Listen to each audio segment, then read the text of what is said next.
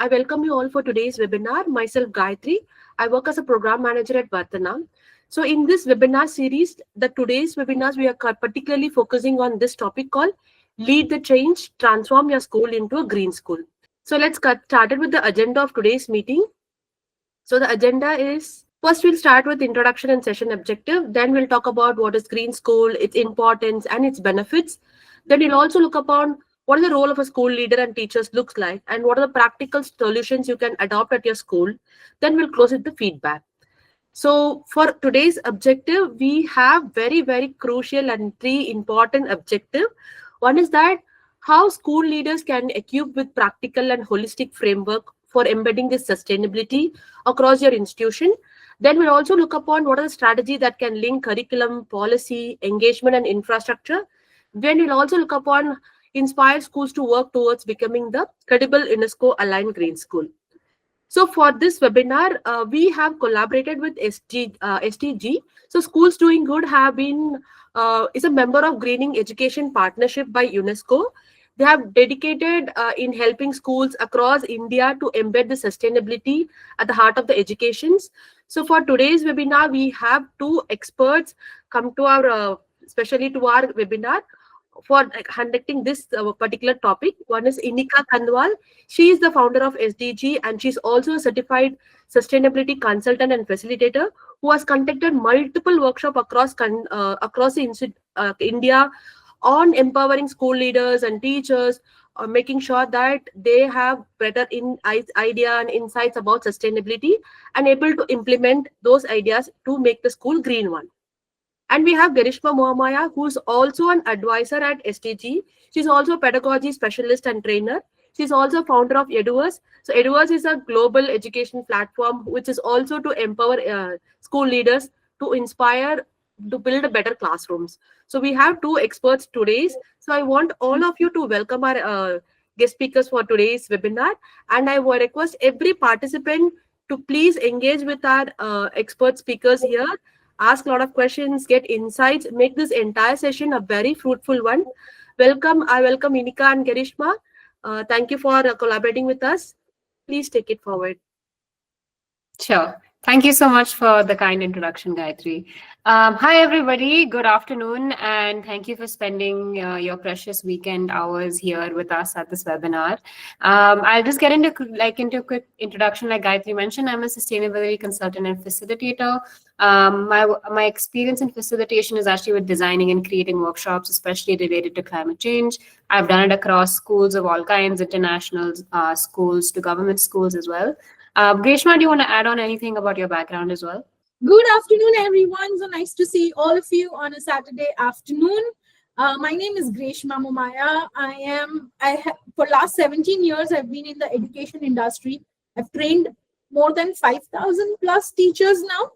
I have transformed 20 plus schools, and I've set up 2 international schools in Bangalore as their founding principal, Trio World School and Prarthana.in World School. So my role basically involves a lot of teacher training, curriculum development, and basically school transformation when it comes to behaviors. So I look forward to having a wonderful, fruitful session, and we hope that we are giving a lot of valuable information to all of you. Have a wonderful time in this webinar, and please ask whatever questions you have. Over to you, Inika.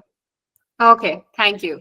Yes, so we bring 2 very different kinds of backgrounds, one clearly in education, one clearly in sustainability. And with this, we actually wanted to join forces and actually bring both value to you guys. So you guys can understand how you can actually practically engage using these perspectives of sustainability and in education in your schools.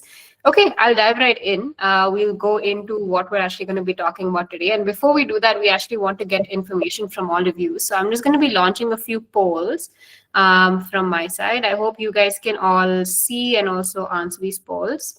This is just to better understand what you guys already know about sustainability and what you guys know about green schools and what you guys are curious about. So I've just launched the poll. Let me know if it's visible and you guys can see and answer it. Okay, great. Thank you. We're seeing some participation. I'll also go on to maybe the next few questions in maybe 30 seconds. So if any other thoughts from anybody, please Feel free to share. Okay, great. For the sake of time, I'll keep moving. I'll show you guys the next set of questions that we want to know. And this is, which area of sustainability is your school most active in today? So this is to understand how you guys are already doing some great work in sustainability. Okay, we can see people are leading student-led eco clubs or projects. Anything else? I'll quickly change to the next poll. We have two more questions. A, B, C, and D. Great. We have some people doing all work. That's awesome. Poll three, which is, what is your biggest barrier to becoming a green school in your context?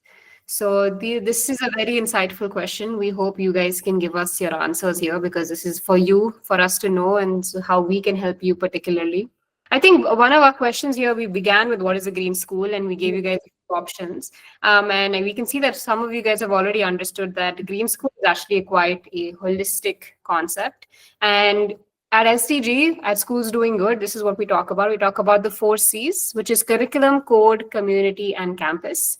While green schools are often, when we think about a green school, sometimes people also think about ones that have a lot of trees, they're composting, they're farming, they're doing all these activities, which are great, and they definitely do contribute to a green school.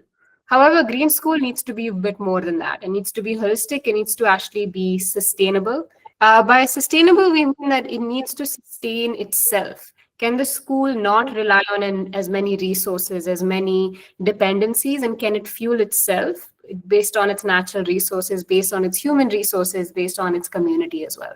So we begin with the first pillar, which is curriculum, which I'm sure all of you are very familiar with. And you all must be having some element of climate change or sustainability in your curriculums. And this is often in schools limited to EVS or a geography or a particular subject. We need this pillar actually questions if your school is able to teach your students sustainability through all subjects, not just EVS. The code pillar talks about your strategy, the code of conduct, the rules, the targets that you have as a school. And it questions if these targets are aligned sustainably. Do you have a sustainability plan? Do you have a certain goal with reducing your waste? Do you want to have a number of students taught climate change by a certain amount of time? What kind of learning would that be? Is there a target to that? Is there a timeline to that? So that's all encompassed under code. Then we have community.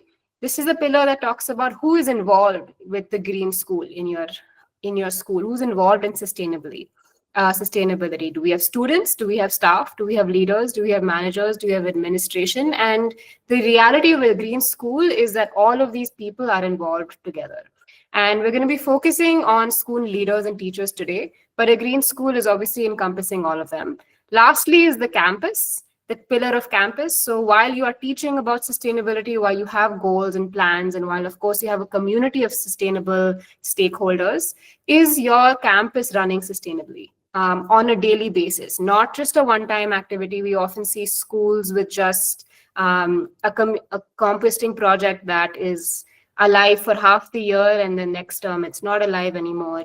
We see planting projects, we see waste drives, etc. But are these contributing to a daily level? Are they improving operations and sustainability at a daily level? So if your school happens to cover all of these pillars in depth, then you can consider yourself as a green school. And this is aligned with what UNESCO has come out with, which is the Green School Quality Standard. And we'd love to take some questions right after the session ends. Once we both finish our parts, we'd love to hold on. If you have any questions, do put it in the chat box and we can come back to them as well. Okay, we're going to go into why acting now is important for all kinds of schools. If your school has not already been affected by climate change today, it's very likely to be affected tomorrow.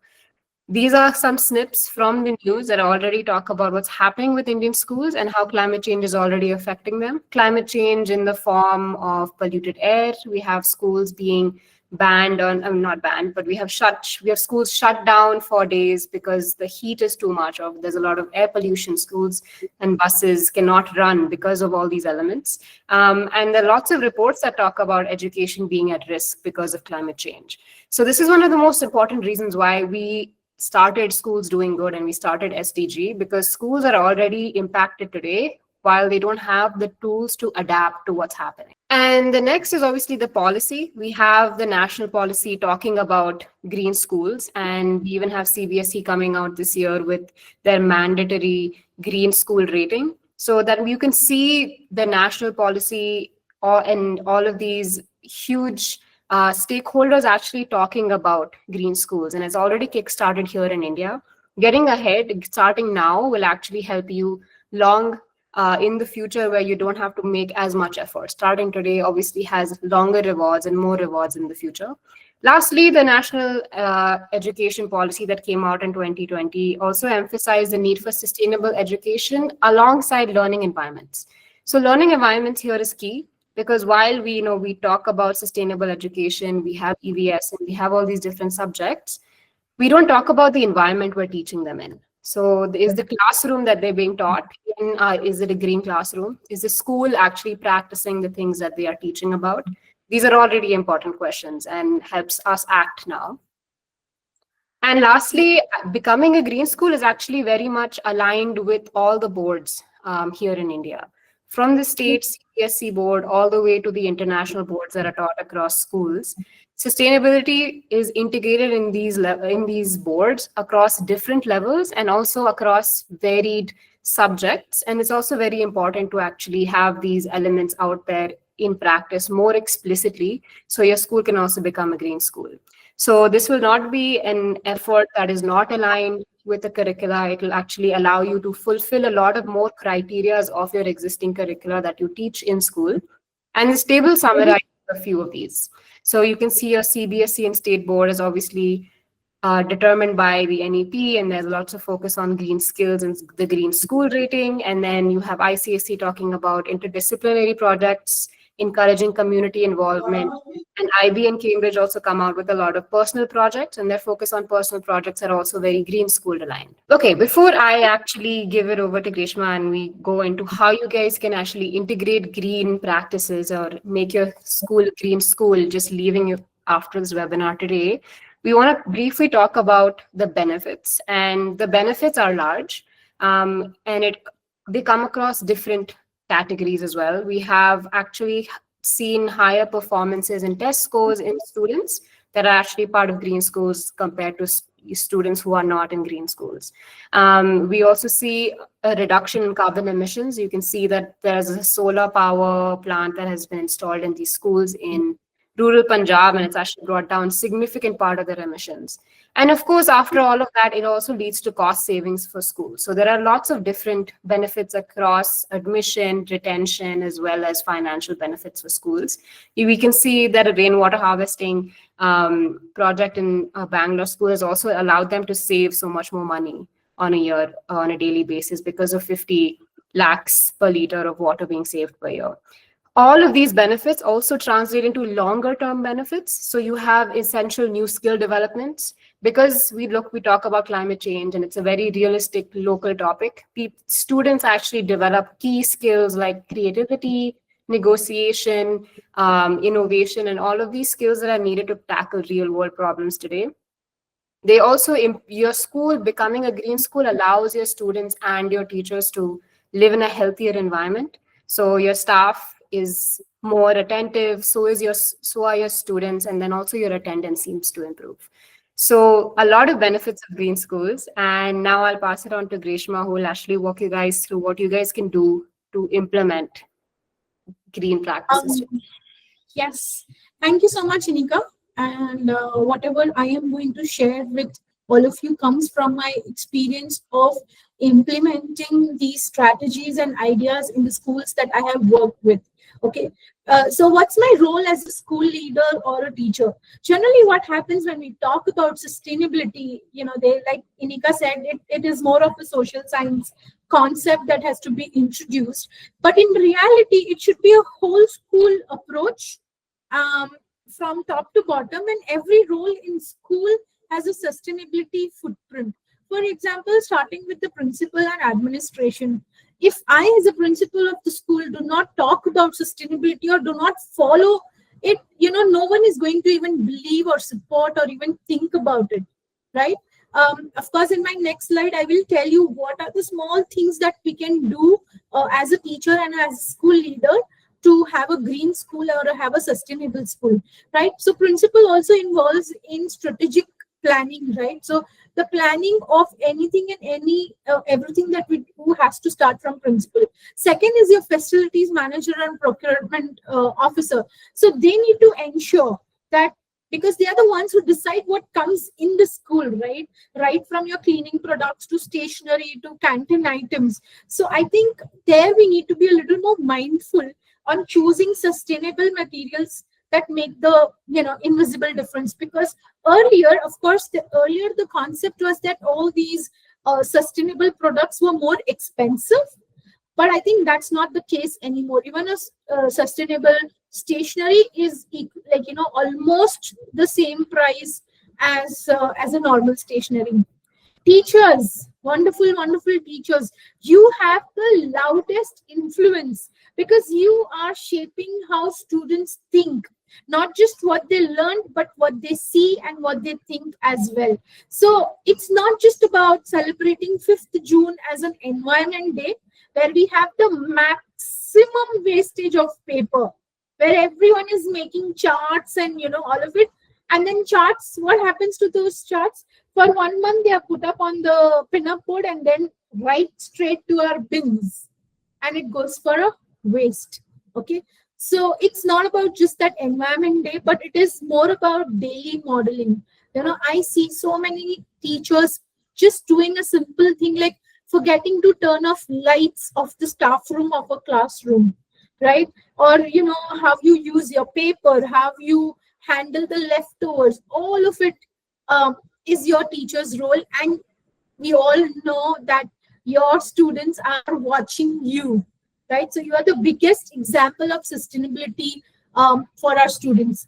Then, of course, your cleaning, cooking, support staff, other staff, they need to keep the system alive. In the washroom, we cannot have the taps left open or water wasted for cleaning so much. So when they are trained to also segregate the waste and how we can reuse water, I think sustainability can become a living practice for every school, right? And of course, students, they are at the center, but they mirror us, right? So they will follow what we do, right? So that's why students, of course, even though they come at center, but it starts from principal and it ends with students. Let's go on to the next slide, where I'll tell you as a teacher and a school leader. Oh, this slide is about what solutions can school adopt. I think Inika already introduced you to the code, campus, and community and curriculum, but let me give you strategic and easy to implement examples for it. Because most schools, when I go as a school transformation coach, what they say is we want to do sustainability, right? We would love to do more, but we really don't have time. So the truth is that you do not need more time. You need to use your time very differently of the time that you already have. So these are the 4 C's, which are a simple lens to green your existing system. Let's look at code. Okay, so code is nothing but what your school believes in. What are your school values? So I'll give you a very small example. Instead of just saying be kind, that becomes your value. Can we make a language? Can we use a language which says be kind to people and planet? Okay, so we are constantly, through our values, we are reminding our students that we need to be kind to our planet also. So sustainability should become your core value by changing your values a little bit, by addressing it in your assemblies, right? For example, do a green week. I did a green week project in Prarthana World School, wherein we told for 1 week children need to tell us how they are going to be sustainable at home, right?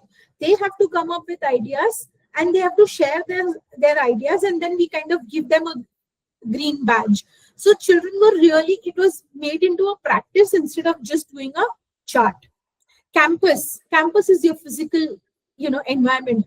You have clubs for language, for sports. Sustainability can also be kind of a club.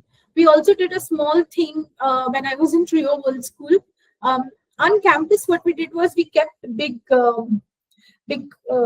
drink, those boxes, not boxes, I don't know what are called, some like tanks, open tanks, wherein when children go home, they have some water left in their bottle, which generally at home is thrown into the sink, right?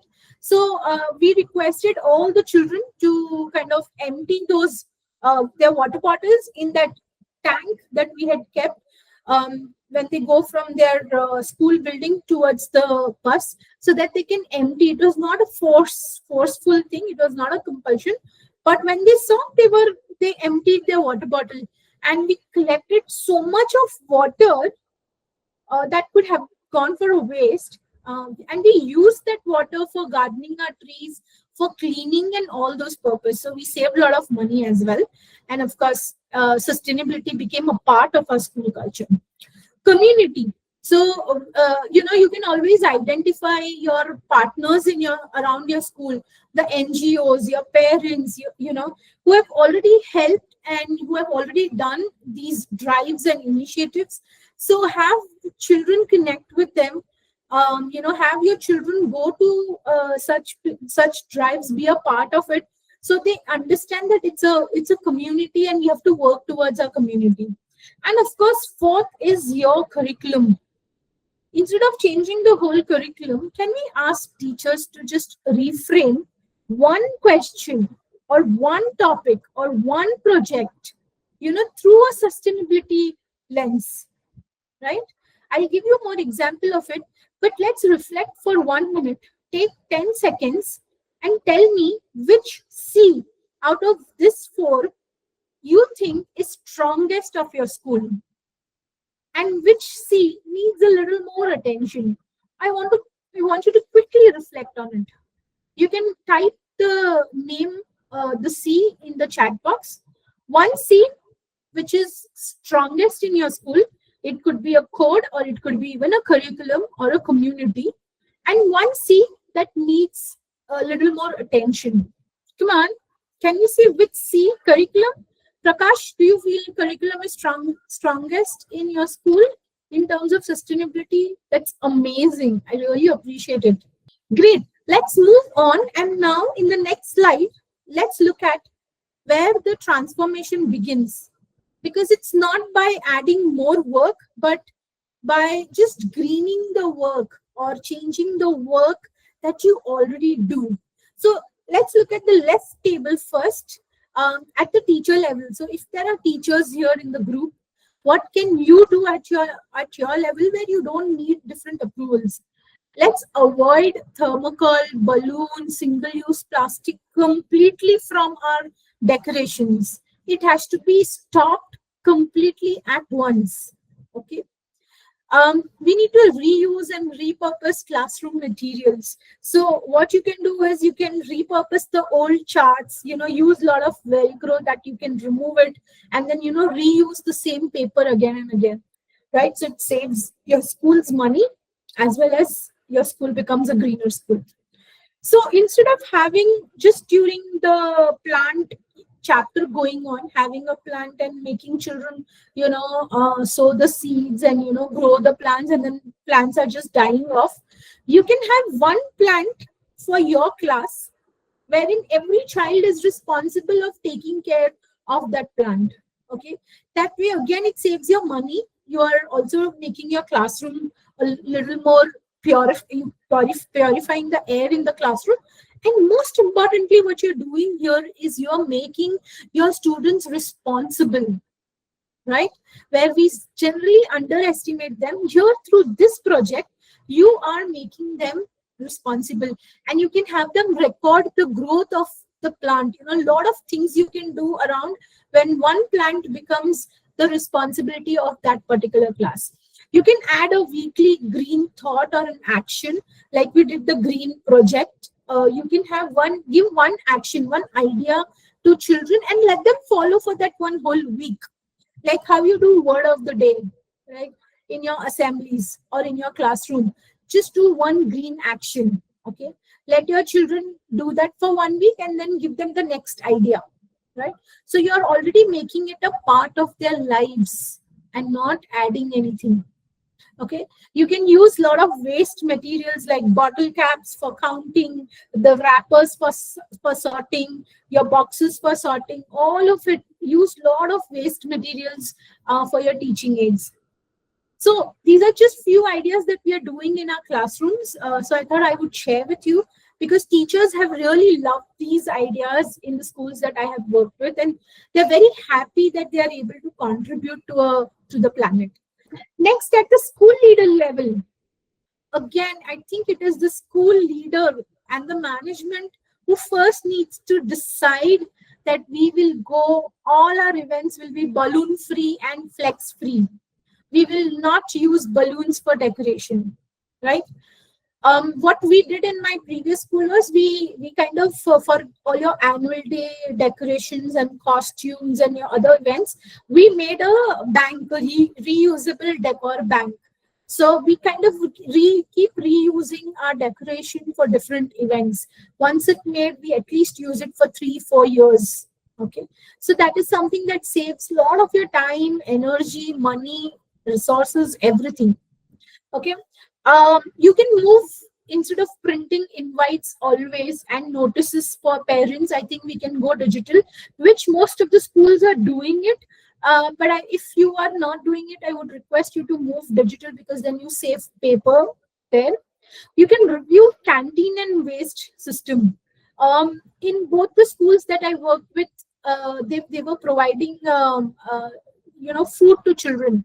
So what we did was, in the cafeteria itself, we had different dustbins where segregation was done there and there.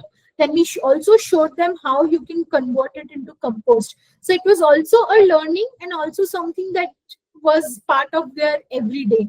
Okay.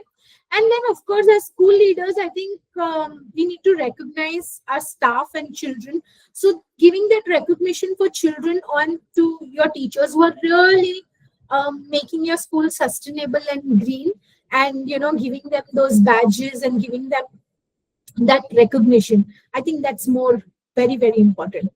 Yes. Now, if your school, let's reflect on one question. If your school banned balloons tomorrow, what would you use instead to decor for an event? Can we just really have, brainstorm some ideas? What happens if your school bans the balloons tomorrow? Then what will you do? How will you decorate your school? Can I have some ideas in the chat box? Type in your ideas, or you can even unmute your mic and say, how will you decorate your school for any event or any competition or whatever it is? Let's brainstorm some ideas.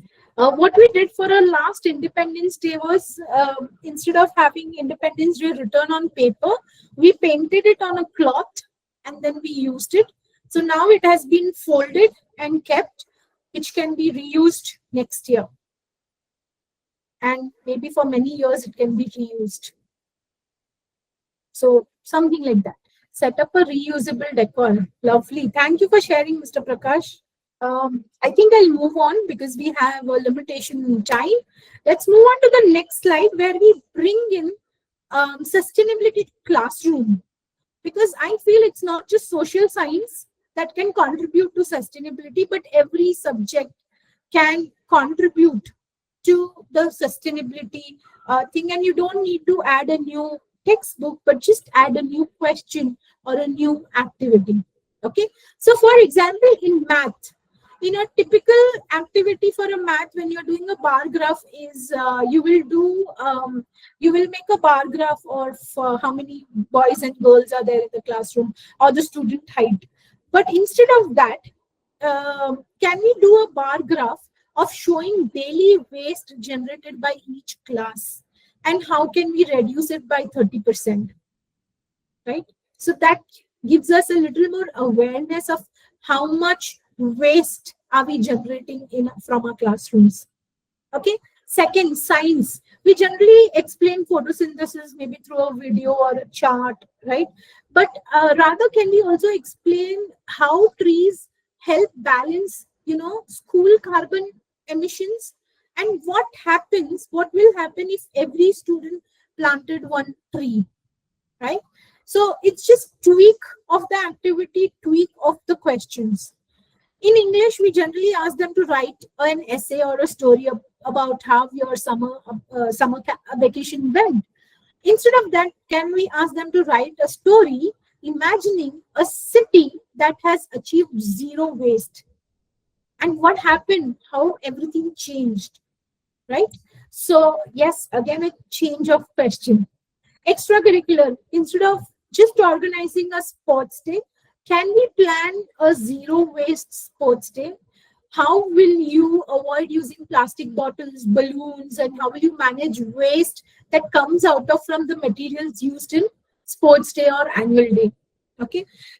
In social science, you can also, social science will have lots and lots of examples, but you could map local resources and propose sustainable solutions to it.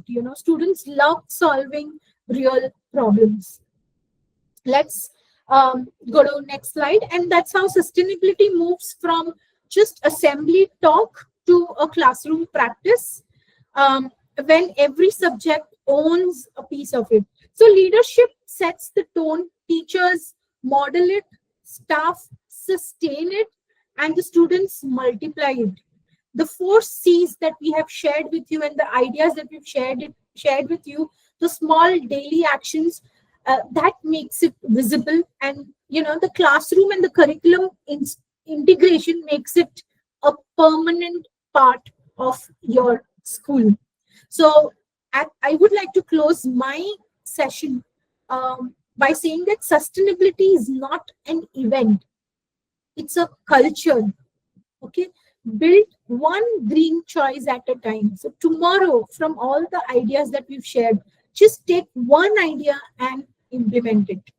Yes, over to you, Inika. Awesome. Thank you so much. This brings us to the end, and we'll talk a little bit about SDG here and what we do. We are Schools Doing Good, and Greshma is also an advisor here with us. And what we do, like she mentioned, is we're integrating it as part of your school. We help you do that. We don't come in and we don't just do it for you and we leave. We're actually working with you. We actually brainstorm with you. We customize it for your school. And we don't make it an add-on, but as integrated as part of a seamless system as part of your school, no matter how big your school is, which board your school is teaching, where your school is located.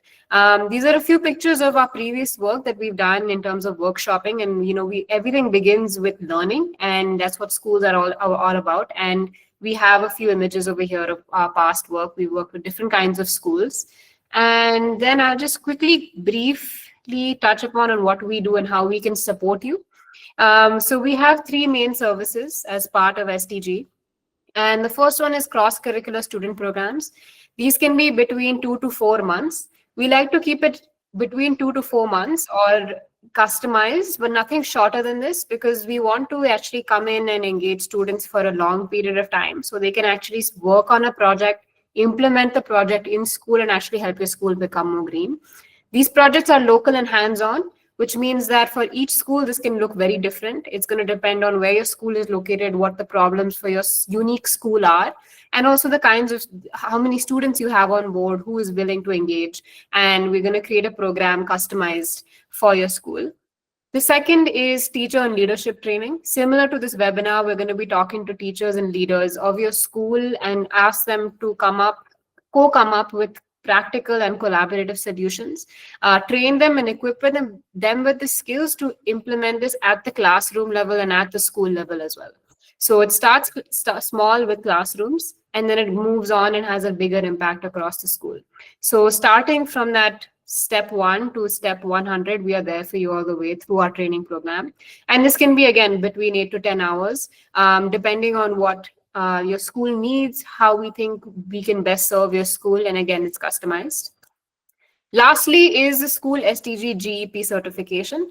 So if we didn't mention before, SDG is actually a member of UNESCO's Greening Education Partnership, which is the GEP. And the GEP has come out with the Green School Quality Standard. And all our four C's that you can see on the right, code, curriculum, community, and campus, are all aligned with UNESCO's GEP. If we work together on a certification program for your school, and your school meets the requirements of the certification, then your school can be certified GEP school. So you'll be affiliated as a UNESCO GEP school and with us as an SDG Green school, which can add a lot of credibility to your school as well. This is obviously a very long process. It can take between 12 to 18 months or longer, depending on the school, its needs, its requirements, what you guys have already done and what you guys have already kickstarted with. So it's always good to kickstart today. Like Reshma said, start with one action. This is for the longer term, and of course, change really requires time, which is why this is a longer term program.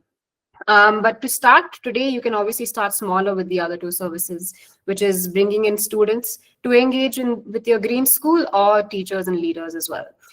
That's it. That's a little bit about what we do here at SDG, and we'll love to take any questions now before we share any contacts, and then you guys can get in touch with us later. Feel free to drop questions in the chat box and raise your hand or unmute yourself to directly ask us any questions that you have. Okay, while we get their question, we have a question from Prakash. As we don't have ample space for gardening, how can we go for a green school? That's a great question. And like we mentioned, there's the green school. I'll just go back to this slide, in fact, here. Green school is not just about looking green or just about trees. We talked about the four pillars: code, community, curriculum, and campus. So if you feel like maybe you don't have gardening space, and this is a very realistic problem a lot of schools have, what can you do? Maybe can you focus on some other pillar that makes more sense? Can you maybe focus on curriculum, integrating that one question into your school that we talked about, and we talked about the different kind of questions you can have across subjects. This is just adding one question to your test paper or to an exam paper and asking the students to just think differently. Maybe this is an easier way. And like we mentioned, each school has their own unique sustainability story. Some schools have ample gardening space, and that's how they start. Some schools don't. And how they can start is maybe addressing another pillar. So maybe thinking about how you can talk about sustainability in other subjects. Like we mentioned, starting at the classroom level, we have all the different techniques that Greshma talked about, starting by avoiding materials. If there's something you can't do new, it's always best to start by avoiding something. So avoiding the harm, avoiding plastics, reducing the amount of waste, like food waste, getting students aware, talking about it in assembly, as simple as just holding a new assembly about green schools or green actions. All of these are simpler, more accessible steps that schools can take, and you don't have to start with gardening. Grishma, feel free to add any thoughts.